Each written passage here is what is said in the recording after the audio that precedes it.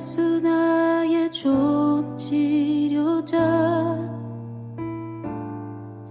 그의 눈이 머무는 곳은 나의 슬픔과 고통.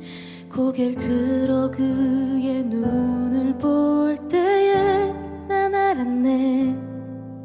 예수 나의 좋은 치료자, 예수 나의 좋은 치료자. 오늘 우리에게 주신 하나님의 말씀은 레위기 13장 47절에서부터 52절까지 말씀입니다.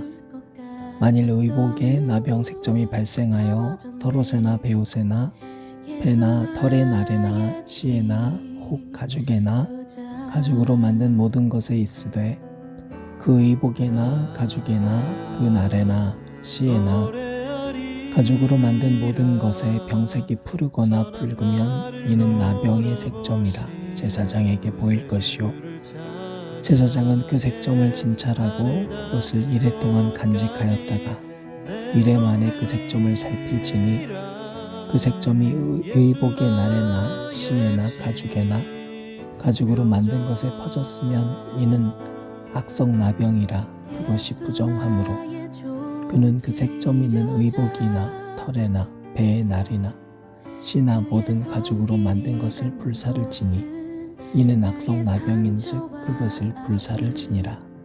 아멘. 흐를 것 같았던 눈물 다 멎었네. 예수 나의 치료자.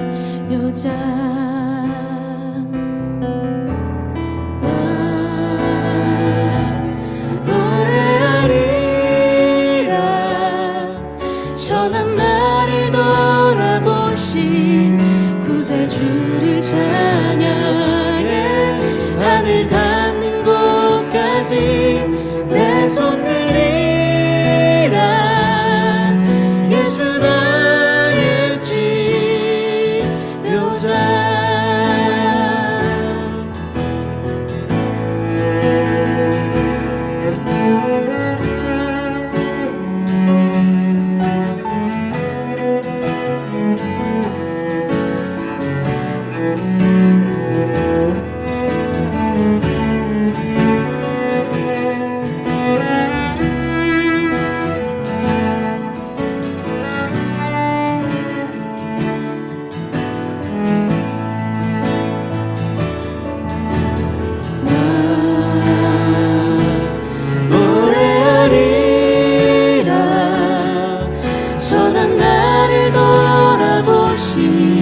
구세주를 찬양해.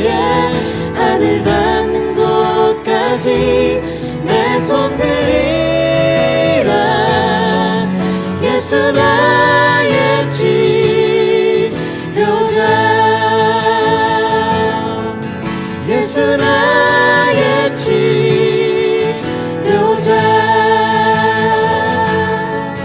예수 나의 치료자.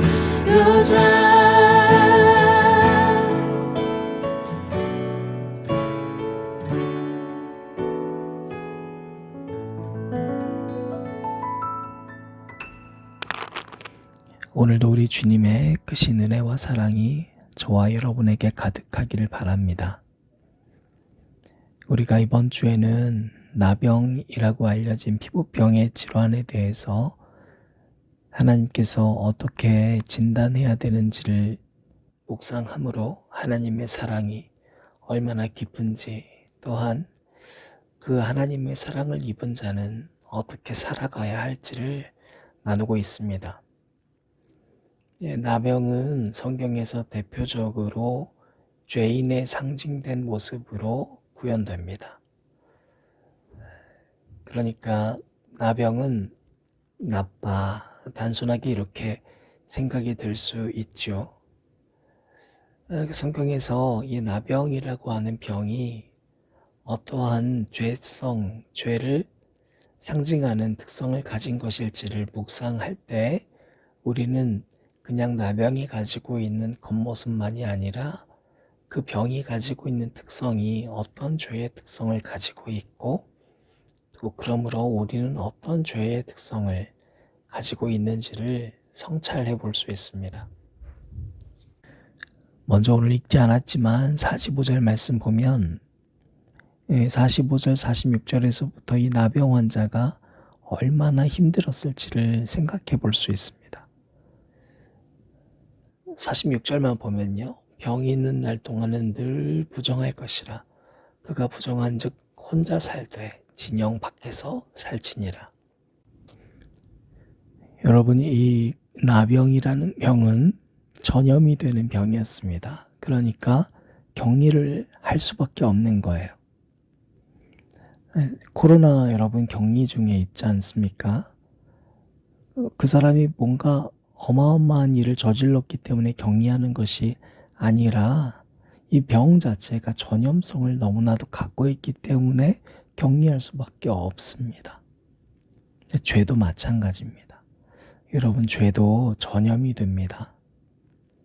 그 특성을 가지고 있는 이 자범죄를 비롯한 여러 가지 범죄들이 많이 있지만 여러분 죄 자체가 누군가에게 전이 된다는 것을 우리가 기억을 해야 됩니다. 어떤 것이 여러분 전염이 될까요? 여러분 사랑 중에 가장 큰 사랑은 생명이라고 그랬죠. 그러니까 이 사랑이 바른 사랑인지 아닌지를 판가름하는 것은 사랑의 관계를 통해 생명이 열매 맺느냐를 보면 안다고 그랬습니다. 그래서 예배에도 여러분 결국엔 사랑이고 레위기도 사랑이라고 그랬잖아요. 이 바른 사랑의 공식을 알게 하기 위해서 하나님께서 이렇게 말씀하고 계십니다. 그 사랑이 여러분 전염됩니다. 내가 누군가를 진짜 사랑하면 그 사람도 사랑의 사람이 될 수 있습니다. 근데 여러분 죄도 그렇습니다. 죄도 전염되기 때문에 사랑의 열매가 생명이듯이 죄의 열매는 사망이거든요. 그런데 이 죄는 뭐부터 시작되냐면 욕심에서부터 시작이 됩니다. 결국에 욕심이라는 것이 전염된다는 걸 우리는 알게 됩니다. 내가 사면요 남도 사고 싶어요. 남이 사면요 나도 갖고 싶어요. 이것이 욕심이에요. 필요 없는데 갖고 싶은 겁니다. 여러분 이렇게 이 소유에 대한 욕심은요 결국엔 물질에만 국한되어 있지 않습니다. 이 땅에서 만나는 모든 사람들, 모든 공간들, 모든 것들에 대한 소유욕이 생기면 생길수록 여러분 그 열매는 죽음이에요. 그게 전염이 돼요. 이 땅에 분열이 많아졌죠. 왜 그렇게 됐을까요? 결국엔 내가 갖고 싶은 거예요. 내가 차지하고 싶은 거예요. 여러분 두 번째로 오늘 말씀을 통해서 우리가 무엇이 전염되는가를 이 의복을 통해서 알 수 있습니다. 옷을 통해서 발견되는 죄의 특성이 뭘까? 여러분 오늘 말씀 보니까요. 옷에 나병 색점이 발생을 하면 옷에 뭔가 물드는 자국이 남잖아요. 그런데 그러면 47절에 보니 제사장한테 가서 보이라고 합니다. 그리고 7일 동안 옷을 간직하는 거예요. 이게 덮어지면 부정한 옷입니다. 그리고 심한 곰팡이가 번지면 불태워야 돼요. 이 죄의 흔적이 생기면 그건 없애버려야 되는 거예요. 여러분 이 말씀 통해서 우리가 뭘 묵상해야 될까요? 제가 새벽 기도를 준비하면서 깊이 말씀 묵상하면서 깨닫게 된 게 있습니다. 우리가 입고 있는 옷 때문에 나의 죄를 보지 못하는구나. 남의 죄만 보는구나. 여러분 내가 입고 있는 옷이 나의 죄를 감춥니다. 옷이 화려하고 내가 얼만큼 많이 공을 들이고 그런 옷이냐에 따라서 더 많이 나를 감춥니다. 여러분 우리가 화장을 짙게 하면 짙게 할수록 뭘 감추는 걸까요? 내 민낯을 감추는 거잖아요. 마찬가지예요. 여러분 오늘 죄 묵상하면서 55절 보면요. 그 빤 곳을 볼지니 이제 빨래를 하는데요. 그 색점의 빛이 변하지 아니하고 그 색점이 퍼지지 아니하였으면 부정하니 너는 그것을 불사르라. 이는 거죽에 있든지 속에 있든지 악성 나병이니라. 아무리 빨아도 그대로고 빛이 변하지 않고 색점이 그대로 있으면 이건 부정한 거니까 그 옷을 불사르라는 거예요. 그리고 56절 57절 보면요. 색점이 옅으면 제사장이 봤을 때 색점을 찢어버리고 또 불사르라. 여러분 이 말씀을 묵상할 때 그렇구나. 우리가 입고 있는 이 지식이라는 옷이 우리 죄를 발견하지 못하게 한다. 내가 그만큼 공들이고 있는 하나님의 일이라고 생각했던 것들이 여러분 때론 우리 옷입니다. 내가 이만큼 많이 공들였어. 그러면 그럴수록 내 죄가 가려집니다, 여러분. 그런데 여러분 신기한 현상은 이것이 전염된다는 것은 여기에 남아있지 않고 바로 타인에게 이 죄가 전가된다는 거잖아요. 무슨 얘기일까요? 남의 죄가 남의 얼룩이 잘 보입니다. 여러분 그 우화 가운데 17세기 작가였던 라퐁텐이라는 작가가 쓴 아주 유명한 우화가 있습니다. 이 시기에 참 걸맞아서 제가 그 생각이 나서 여러분들께 나눕니다. 어느 날 흑사병이 창궐했습니다. 여러분 우리 중세 유럽을 휩쓸었던 흑사병 아시죠? 근데 하늘이 화가 나서 흑사병이 열렸다고 동물세계의 동물들이 그렇게 얘기를 합니다. 수많은 동물들이 죽었습니다. 이 동물들이 곧 사람으로 대변된 거거든요. 살아남은 동물들이 두려워합니다. 어느 날 동물의 왕 사자가 회의를 열어요. 그리고 말하기를 하늘이 우리가 지은 죄 때문에 재앙을 내리고 있어. 그러니까 가장 큰 죄를 지은 자를 제물로 바치자.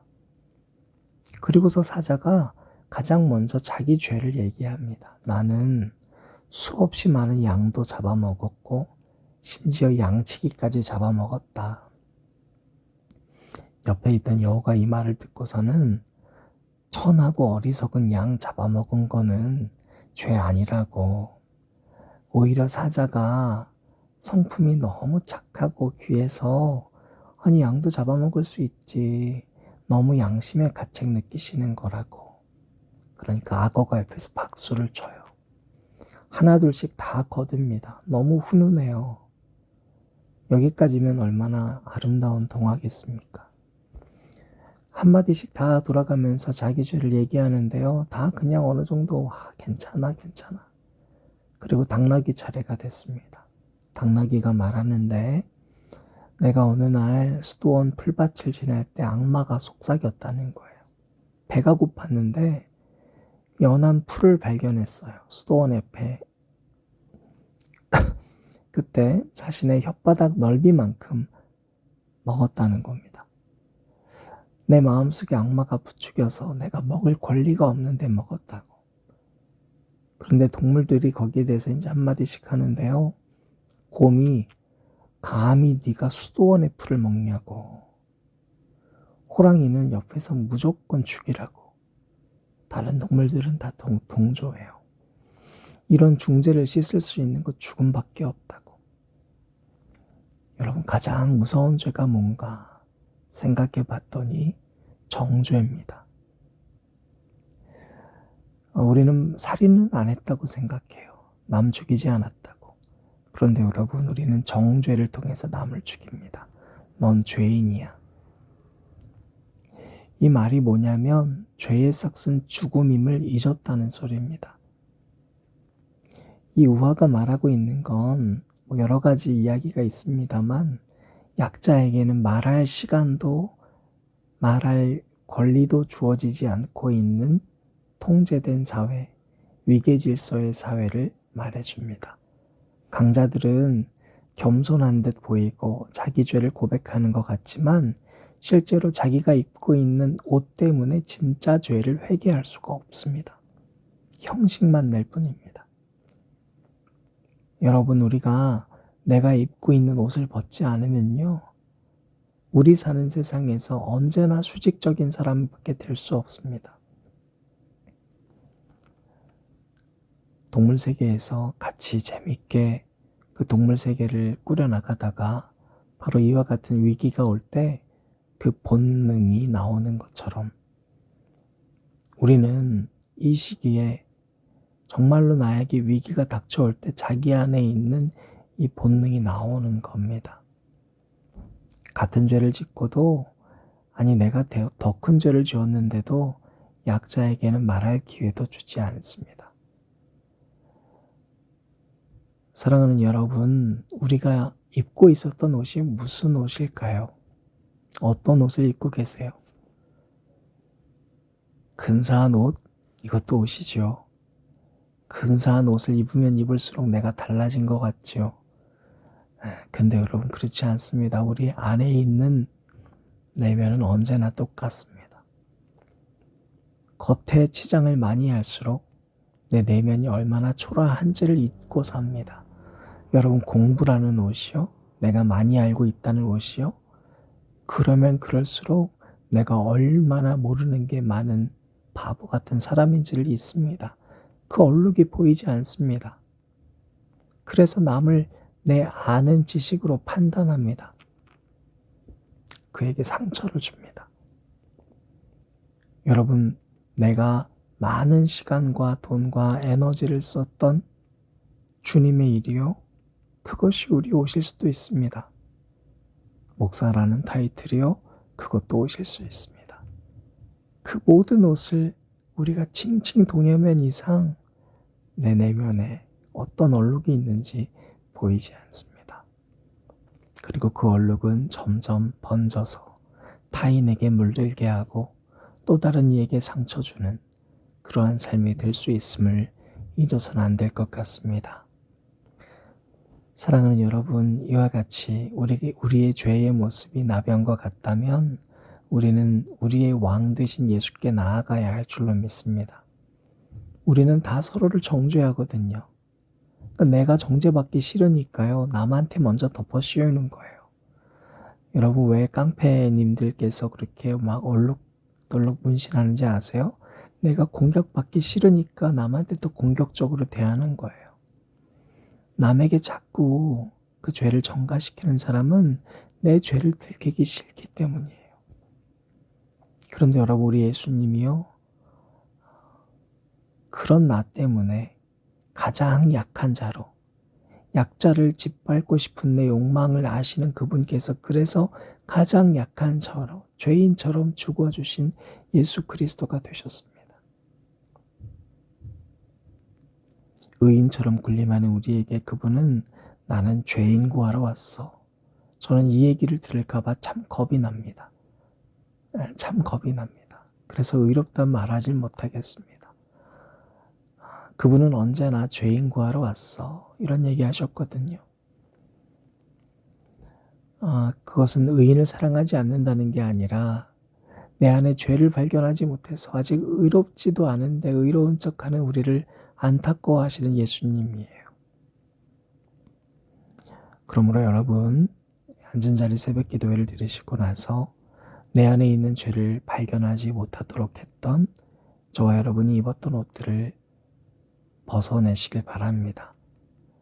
내가 하고 있는 일, 내 직분, 내가 에너지를 많이 쓰는 것들, 재물, 그 옷이 얼만큼 많은 시간과 에너지를 쏟았느냐에 따라서 우리 속을 병들게 하고 있다면 이 시간 말씀으로 깨끗게 되심을 받기를, 치유받으시기를 주님의 이름으로 축원합니다.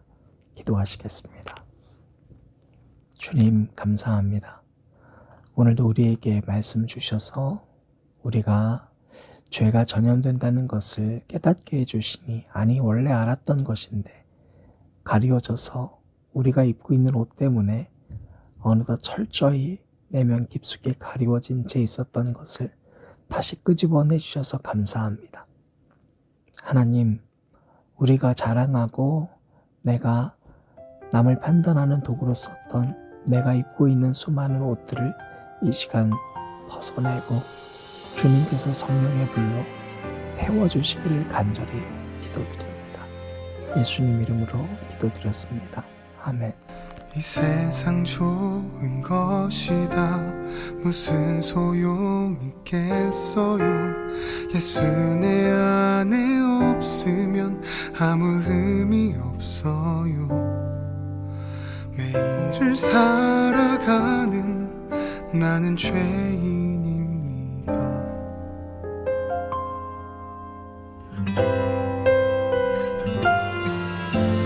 아무도 보지 않는 곳에서 나는 나로 살아요. 굳은 마음과 욕심을 놓지 못하고 세상을 사랑하는 마음이 내 눈을 가려서 주님을 보지 못해요. 예수로 살고 예수만 따르기 내 손에 있는 것 다지금 버리고 나는 죽고 예수로 살길 주만 따라 살아가리 다시 오실 때까지 주 닮아가리라.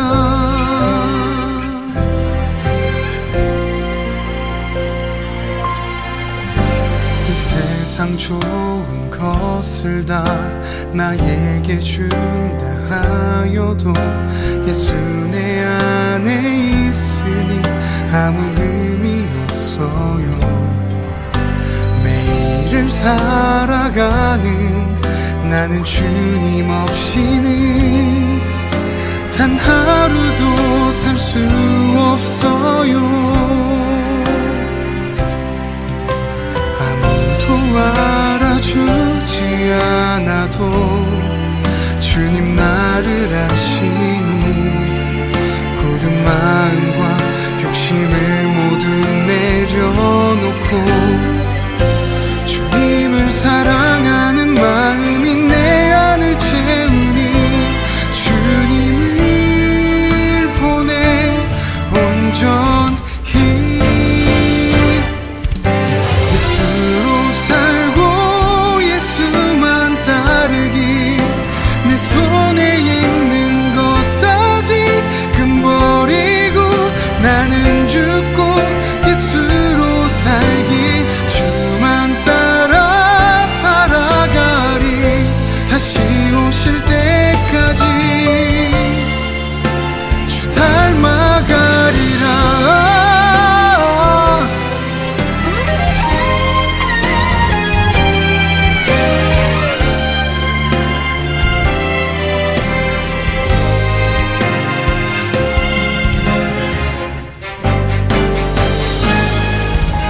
예수로 살고 예수만 따르기 내 손에 있는 것 다지금 버리고 나는